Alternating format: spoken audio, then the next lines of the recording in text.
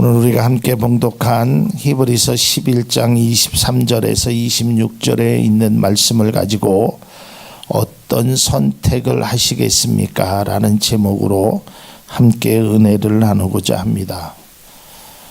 인생은 선택의 연속이라 할 수 있습니다. 우리가 어떤 것을 선택하느냐에 따라서 행복하기도 하고 불행하기도 합니다.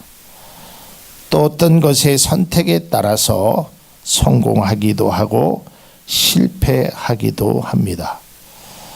제가 바라기는 우리 사랑하는 성도님들이 어떠한 선택 과정 속에서 그 선택을 잘함으로 행복하고 성공하는 삶을 살기를 주님의 이름으로 축복을 드립니다. 우리가 나를 위한 선택도 중요하지만 또한 우리가 다른 사람을 어떻게 선택할 것인가. 우리가 얼마 전에 이 나라의 대통령을 우리가 선택했습니다.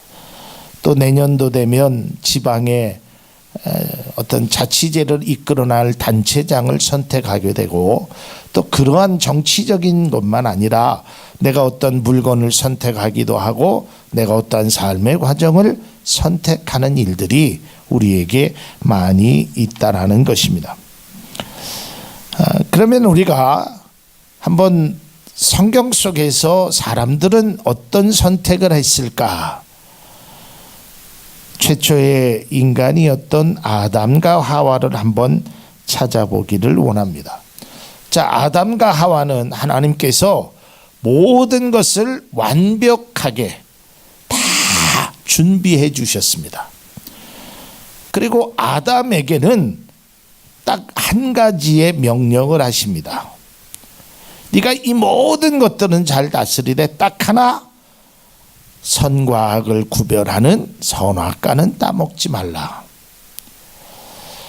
자, 만일에 이 아담이 하와가 하나님의 말씀대로 그의 길을 선택했더라면 그들은 에덴 동산에서 쫓겨나는 신세가 되지는 않았을 것입니다. 그러나 그들은 하나님의 명령을 들었음에도 불구하고 뱀의 유혹에 빠져서 뱀의 말을 선택했다라는 것입니다. 하나님의 말씀을 선택한 것이 아니라 뱀의 말을 선택했습니다. 창세기 3장 6절에 보니까 여자가 그 나무를 본즉 먹음직도 하고 보암직도 하고 지혜롭게 할 만큼 탐스럽게도 한 나무인지라 여자가 그 열매를 따먹고 자기와 함께 있는 남편에게도 주며 그도 먹은지라라고 기록되어 있습니다. 그들은 결국 에덴 동산에서 쫓겨나고 원죄라는 그러한 닉네임, 그러한 이름으로 살아갈 수밖에 없었다는 것입니다. 결국 그들의 선택은 불순종이었습니다. 결국 그 불순종의 선택으로 인하여 그들에게는 고난과 고통이 따르게 되었다는 것입니다. 우리는 하나님의 말씀을 듣고 때로는 그 말씀을 알고 깨달음에도 불구하고 우리의 선택은 엉뚱한 길로 가는 일들이 많이 있다라는 것을 알 수 있습니다. 나의 의지는, 나의 생각은, 나의 머리는 분명히 저곳을 향하여 가야 되는 것이 맞음에도 불구하고 나의 모습이 자꾸 다른 곳으로 이끌어가고 있다는 것이에요. 근데 여러분, 제가 앞서 기도할 때도 그런 말씀을 드렸습니다. 내가 관심이 있는 곳에 내 몸이 항상 그곳에 있다라는 것입니다. 내가 관심이 있는 곳에 내가 그 일을 행하고 있다라는 것입니다. 그러니까 우리의 선택은 항상 관심이 있는 곳에 끌려가게끔 되어 있다라는 것입니다. 내가 어떤 것을 관심을 갖느냐가 매우 우리의 선택에 중요하다라는 것을 우리는 알 수 있게 되는 것입니다. 여러분의 관심은 어디에 있습니까? 여러분들은 어떤 것에 주로 관심을 갖고 계십니까? 바라기는 여러분의 관심이 하나님의 뜻과 일치되는, 하나님이 원하시는 귀한 관심 속에 살아가는 우리 모두가 될 수 있기를 주님의 이름으로 축복을 드립니다. 자, 오늘 본문의 말씀은 모세에 관한 말씀입니다. 자, 오늘 말씀을 통해서 이 모세는 어떠한 선택을 했으며 어떠한 삶을 추구해야 됐는지 그것에 관해서 말씀드리고자 합니다. 우리가 잘 아는 대로 히브리서 11장은 믿음의 장입니다. 그래서 믿음의 선조에 관한 이야기가 기록되어 있습니다. 그리고 본문 말씀 히브리서 11장 23절에서 26절은 그 중에서도 모세의 믿음을 예로 든 말씀입니다. 우리가 잘 아는 대로 모세는 히브리인이었지만 그가 공주의 아들로 자라게 됐습니다. 그 과정 속에서 모세가 이제 여러 가지 일들을 경험하게 됩니다. 그러나 모세는 바로의 공주의 아들로서 좋은 환경에 자랐고 세상의 부귀와 영화를 누릴 수 있었습니다. 장차 애굽의 왕이 될 수도 있는 좋은 자리에 있었던 것입니다. 그럼에도 불구하고 모세는 하나님의 뜻을 따라 고난을 자신이 자천했다는 것입니다. 고난을 스스로 받기를 택했다는 것입니다. 그래서 우리는 모세가 어떤 선택을 하였는지, 그 선택에 또한 하나님이 쓰시는 귀한 종이 되었는지 함께 은혜를 나누고자 합니다. 첫 번째로 바로의 공주의 아들이라 칭함을 거절했다는 것입니다. 히브리서 11장 24절에 보면 믿음으로 모세는 장성하여 바로의 공주의 아들이라 칭함받기를 거절하였다라는 것입니다. 여러분, 우리가 출애굽기에 보면 모세가 태어났을 때 애굽의 상황은 몹시 나빴습니다. 애굽의 바로 왕이 아들이 태어나면 나일강에 던지라라고 명령했습니다. 왜냐하면 씨를 말리기 위함입니다. 히브리인들의 씨를 말리기 위해서 아이가 태어나서 딸이면 살려두고 아들이면 나일강에 던지라라고 말합니다. 출애굽기 1장 22절에 그러므로 바로가 그의 모든 백성에게 명령하여 이르되 아들이 태어나거든 너희는 그를 나일강에 던지고 딸이거든 살려두라. 그런데 이제 모세의 어머니가 이 아이가 태어났는데 아이가 남자아이였습니다. 그래서 그를 죽일 수가 없어서 석 달 동안 고이 숨깁니다. 그러나 도저히 이제 나이가 먹고 아이가 울음소리라도 바깥에 들리게 되고 남자아이라는 것이 발각되면 뭐 부모도 죽고 아이도 죽는 절제절명의 위기의 상황 속에 있습니다. 그래서 그는 기도하면서 하는 수 없이 아기를 갈대 상자에 넣어서 나일강에 띄우게 됩니다. 출애굽기 2장 3절에 보면 더 숨길 수 없게 되매 그를 위하여 갈대 상자를 가져다가 역청과 나무진을 칠하고 아기를 거기 담아 나일강과 갈대 사이에 두었다라고 말합니다. 그런데 때마침 이 바로의 딸인 공주가 강가에서 목욕을 하다가 그 아이를 발견하지 않습니까? 그래서 결국은 그가 그 바로의 공주에 의해서 생명을 건집니다. 그리고 참 하나님의 은혜는 참으로 고귀한 게 이 바로의 공주는 아이의 젖을 먹일 수가 없으니까 결국 사람을 구하는데 결국은 모세의 어머니가 그 자리에 들어가게 됩니다. 오늘 그 2장 3절에 있는 말씀, 제가 나중에 이 본문의 말씀을 가지고 설교를 할 텐데 이 말씀이 굉장히 우리에게 많은 진리를 또한 많은 교훈을 담아주고 있습니다. 오늘은 그 말씀이 아닌 모세의 선택에 관해서만 말씀드리도록 하겠습니다. 이렇게 되자 이제 모세는 거기에서 애굽 사람으로 귀한 대접도 받고 교육도 받게 됩니다. 그래서 사도행전 7장 22절에는 모세가 애굽 사람의 모든 지혜를 배워 그의 말과 하는 일들이 능하더라라고 이야기를 합니다. 그랬던 모세가 나이가 40이 되었을 때 길가에 가다가 애굽 사람에게 폭행을 당하는 히브리 사람을 보고 그것을 말리는 과정 속에서 결국은 애굽 사람을 죽게 만듭니다. 이 일로 그는 40년 동안 광야 생활을 하게 되는 것입니다. 여러분, 우리가 저는 이 말씀을 통해서 물론 모세가 하나님의 자녀임에는 틀림이 없지만 모세가 누렸던 그러한 모든 것들을 한순간에 잃어버릴 수 있었습니다.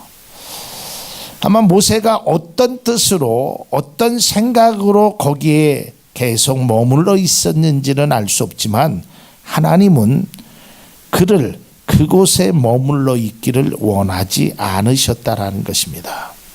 여러분, 여러분의 있는 자리가 여러분이 행하고 있는 그 일들이 하나님이 원하시는 자리가 되기를 주님의 이름으로 축복합니다.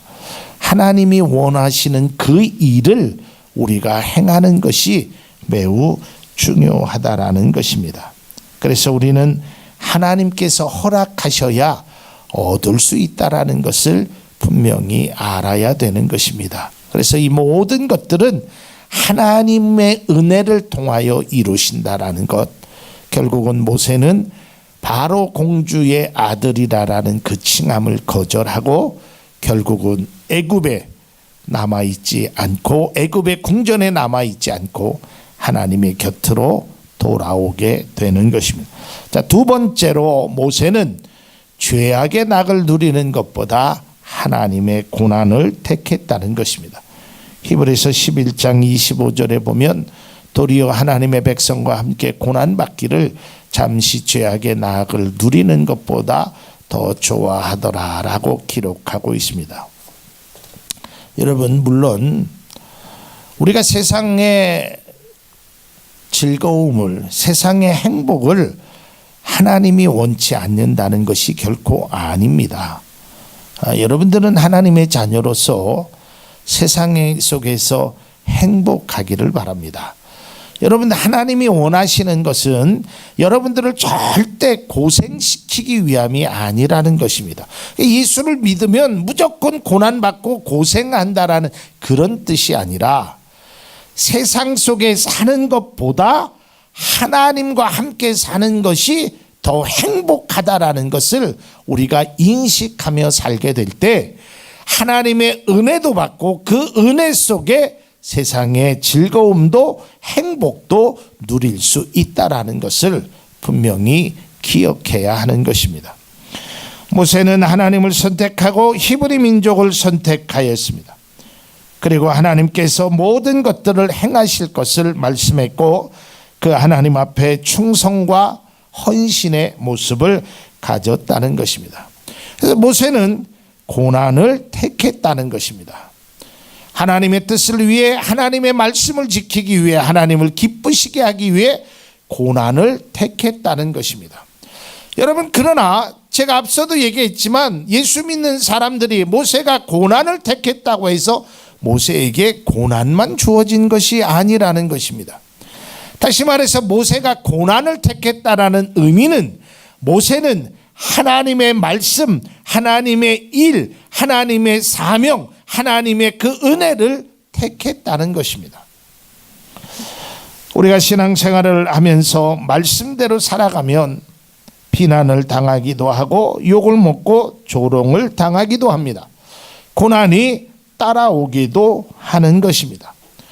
그러나 우리의 믿음의 사람은 하나님께서 우리에게 이 고난을 통해서 더 좋은 길로 인도하여 주신다는 믿음의 확신이 우리 모두에게 있어지기를 바랍니다. 그러니까 내가 이 고난을 택했다라는 것은 일부러 사서 고생을 하고 예수 믿는 사람은 다 그렇게 지질이 그런 뜻의 고난이 아닌 것입니다. 하나님을 위해서 의롭게 사는 것입니다. 또한 우리가 바르게 사는 것입니다. 근데 이것이 고난이 아니고 오히려 나에게 유익이 된다라는 것을 우리는 알 수 있게 된다는 것입니다. 고난받는 일이지만 그 길이 정직한 일이라면, 진실된 일이라면 우리는 그것을 행해야 된다라는 것입니다. 그렇게 되면 고난의 결과는 결국 정금같이 나오는 귀한 은혜로 채워진다는 하나님의 약속을 우리는 믿어야 한다라는 것입니다. 그래서 우리는 고난의 과정을 택하는 것이지 고난의 결과를 택하는 것이 아니라는 것입니다. 근데 마치 예수를 믿으면 고난이 우리의 모든 것의 결과라고 생각하지만 성경은 결코 우리에게 그렇게 말하고 있지는 않는다는 것입니다. 사랑하는 성도 여러분, 여러분의 고난의 과정을 통해서 여러분들의 결과는 승리요, 축복이요, 은혜요, 풍성한 열매가 되기를 주님의 이름으로 축복합니다. 여러분, 우리가 어떤 과정 속에서 여기서 고난이라는 의미는 그저 힘들다라는 의미가 그런 뜻을 담겨져 있지 않습니다. 여기서 고난을 택했다라는 것은 바른 것을 택했다는 것입니다. 진실된 것을 택했다는 것입니다. 이것이 더더욱 우리에게 필요하다라는 것입니다. 우리는 쉬운 일을, 어려운 일을, 그럼 어려운 일을 택하는 것이 그것이 아니라 진실된 일, 바른 일, 거짓과 쾌락과 유혹이 있는 일, 이것은 눈에 보이기에는 때로는 힘들게 보이지만 우리는 그 길을 바르게 택하는 것이 바로 고난을 택했다라는 의미가 있다라는 것입니다. 이런 것입니다. 예를 들어서 태양볕에 사람들이 줄을 쭉 서고 있습니다. 그런데 약삭 빠른 사람은, 또 눈치 있는 사람은 그것을 새치기를 하려고 합니다. 그러나 우리는 시간이 걸려도, 조금 더워도, 내 육신이 힘들어도 우리는 그 자리에 머물러 있어야 되는 것입니다. 이것은 우리가 고난을 택했다라는 의미가 아니라 바르고 진실된 일을 선택했다라는 것입니다. 모세도 마찬가지입니다. 모세가 바로의 공주의 아들이라는 것을 거부하고 고난을 택했다라는 것은 그 고난이 의미 있는 것이고 귀한 일이었다라는 것을 우리는 분명히 알아야 하는 것입니다.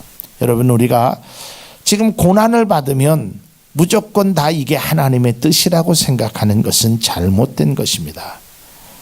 내가 잘못해서, 내 스스로 잘못 선택해서 고난을 받는 것이 있다면 그 고난을 빨리 우리는 회복할 수 있도록 바른 선택을 행해야 된다라는 것입니다. 모세의 선택은 고난, 즉 진실된 일을, 필요한 일을 선택했다라는 것을 여러분 꼭 알 수 있기를 바랍니다. 마지막 세 번째로, 이 모세는 애굽의 모든 보화보다 하나님의 상을 바라는 선택을 하였다는 것입니다. 자, 이것이 매우 중요한 것입니다. 히브리서 11장 26절에 그리스도를 위하여 받는 수모를 애굽의 모든 보화보다 더 큰 재물로 여겼으니 이는 상 주시는 이심을 바라봅니다. 모세는 애굽에서의 모든 보화보다 하나님께서 주시는 보화를 더 값진 것으로 여겼다는 것입니다. 사랑하는 성도 여러분, 당장 눈앞에 보이는 것보다, 당장 손에 잡히는 것보다 하나님께서 주신 약속의 말씀을 믿을 수 있는 모세와 같은 믿음이 여러분에게 있기를 주님의 이름으로 축복합니다.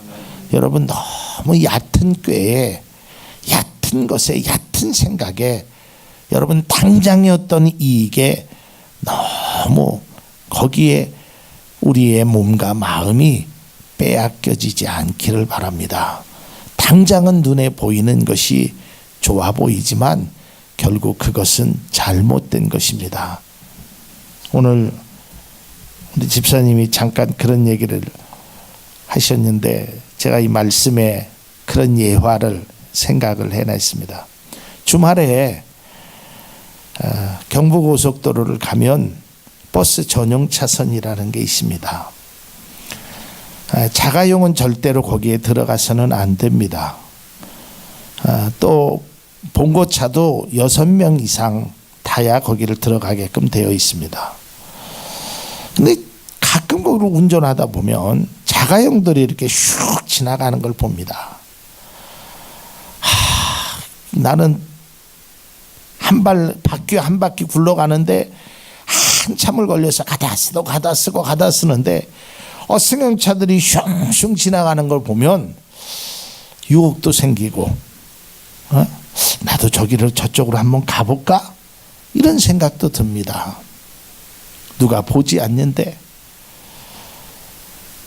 그러나 그 길을 갔다면 때로는 우리에게 범칙금이 날라올 수도 있고 설령 그것이 나오지 않는다고 해도 우리는 그런 모습으로 살아가는 그리스도인이 되어서는 안 된다는 것입니다. 당장 눈앞에 보이는 어떠한 것이, 그러니까 내가 그곳에 갈 수 있는 자격이 주어졌을 때 가야 하는 것이지, 그저 승용차가 빨리 가고 싶은 마음에 다른 사람도 그렇게 하니까 그렇게 가는 것은 바람직한 것이 절대로 아니라는 것입니다. 여러분, 당장의 눈앞에 보이는 어떤 유익을 위해서 쫓아가는 것이 아니라 진실된 것을 쫓아갈 수 있기를 바랍니다.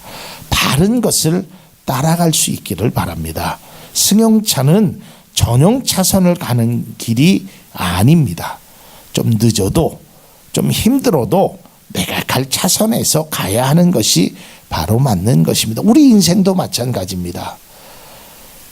세상의 길이 아닌 그 방법이 세상의 방법만 쫓아가는 것이 아니라 그 속에 하나님의 진리의 말씀이 있다면 우리는 그것을 가지만 그것이 아무리 좋아 보여도 아무리 귀해 보여도 그것이 하나님이 원하시는 길이 아니라면 우리는 그것을 과감하게 포기할 줄 알아야 된다는 것입니다. 모세는 하나님께서 주실 축복을 바라보고 하나님을 의지했습니다. 모세는 세상의 그 어느 것보다 하나님을 바라는 것을 선택했다라는 것입니다. 제가 지난 금요일 날인가요? 그런 말씀을 드렸습니다. 성경 속에서 가장 인물 중에서 억울한 사람이 있다면 저는 모세라고 생각한다. 여러분, 모세가 이 모든 것을 버리고 하나님의 귀한 사명을 감당하였지만 그는 그렇게 바라던 일을 하지 못했습니다. 민수기 20장 12절에 보니까 여호와께서 모세와 아론에게 이르시되 너희가 나를 믿지 아니하고 이스라엘 자손의 목전에서 내 거룩함을 나타내지 아니한 고로 너희는 이 회중을 내가 그들에게 준 땅으로 인도하여 드리지 못하리라 하시니라. 이 말이 뭐냐면 하나님께서 반석을 명하여 물을 내라라고 말을 하라 그랬는데 모세가 반석을 2번을 때립니다. 지팡이로. 이것 때문에. 그러고 나서 신명기에 보니까 참 하나님이 아주 냉혹함이 나옵니다. 신명기 3장 25절에서 27절에 모세가 하나님 앞에 이렇게 기도합니다. 구하옵나니 나를 건너가게 하사 요단 저편에 있는 아름다운 땅 아름다운 산과 레바논을 보게 하옵소서. 이렇게 기도하니까 26절에 하나님이 뭐라고 말씀하냐, 여호와께서 너희 때문에 내게 진노하사 내 말을 듣지 아니하시고 내게 이르기를 그만해도 족하니 이 일로 다시 내게 말하지 마라. 더 이상 이 이야기는 하지 말아라. 아주 저는 이 말씀을 읽으면서 야, 모세가 얼마나 힘들었을까. 뭐 두 말도 하지 말아라 라고 얘기하는 것입니다. 그러니까 27절에 너는 비스가 산 꼭대기에 올라가서 눈을 들어 동서남북을 바라보고 내 눈으로 그 땅을 바라보라. 너는 요단강을 건너지 못할 것입니다. 너는 바람은 보지만 들어가지 못할 것이다. 여러분, 모세가 어떤 선택을 했습니까? 하나님을 위하여 모든 것들을 버리고 하나님만을 위하여 백성의 그 고난과 아픔을 다 감내하면서 그 일을 행했음에도 불구하고 결국은 모세의 그 한 번의 실수로 인하여 그는 들어갈 수 없었던 것입니다. 그런데 저는 모세가요, 참 멋있는 것이, 그럼에도 불구하고 모세는 끝까지 하나님을 믿음으로 섬겼다는 것입니다. 여러분, 우리라면 어떻게 했을까요? 아마 저라면 그랬을 것 같아요. 그래요? 그러면 저 지금부터 안 하겠습니다. 뭐 어차피 들어가지도 못할 거 제가 뭘 그동안 고생한 게 좀 억울하기도 하네요. 나 모든 거 내려놓겠습니다. 그러나 모세는 끝까지 하나님을 선택하며 그가는 상황이 바뀌고 흔들려도 믿음은 결코 흔들리지 않았다는 것입니다. 그래서 저는 이 말씀을 통하여 이런 글을 한번 짧게 썼습니다. 상황에 따라 믿음이 움직이는 것이 아니라 믿음으로 상황을 바라볼 수 있어야 됩니다. 여러분, 여러분의 상황에 따라 여러분이 자꾸 믿음이 움직이면 안 되는 것입니다. 어떠한 상황이든 믿음으로 상황을 바라보게 되면 그 상황을 이겨낼 수 있다라는 것입니다. 모세의 위대한 결단은 바로 이러한 삶의 자세에서 일어났다는 것입니다. 사랑하는 성도 여러분, 이제 여러분들도 그동안도 많은 선택을 하셨고 앞으로도 선택하실 일들이 많이 있을 것입니다. 오늘 히브리서에 있는 말씀처럼 이 모세의 선택을 내가 다시 한번 생각해 보며 나는 그동안 어떤 선택을 했는지, 아니 앞으로 나는 어떤 선택을 하며 살아갈 것인가를 우리가 다시 한번 나의 삶을 뒤돌아볼 수 있기를 바랍니다. 세상적이고 정력적인 선택이 아니라 하나님 앞에서 믿음의 선택, 하나님이 기뻐하시고 하나님이 원하시는 그러한 선택을 우리가 할 수 있기를 바랍니다. 모세의 위대한 결단과 선택을 통해서 하나님 나에게도 이러한 선택을 할 수 있는 지혜를 달라고, 믿음을 달라고 우리가 기도해야 될 줄로 믿습니다. 사랑하는 성도 여러분, 절대로 여러분 상황에 따라 여러분의 믿음이 움직이지 않기를 원합니다. 믿음의 중점에 서서 여러분들은 그 상황을 바라보고 상황을 이끌어 나가야 된다는 것입니다. 전에 예화로 말씀드렸지만 아무리 파도가 치고 아무리 폭풍우가 쳐도 등대는 움직여서는 안 되는 것입니다. 등대는 그 자리에서 여전히 그것에 불빛을 제공해야 하는 것입니다. 여러분, 등대를 움직이려 하는 것이 아닙니다. 내 믿음의 상황으로, 믿음으로 나의 상황을 바라보고 믿음의 모습으로 결단하며 선택할 수 있는 우리 모두가 될 수 있기를 주님의 이름으로 축복을 드립니다. 기도하겠습니다. 하나님.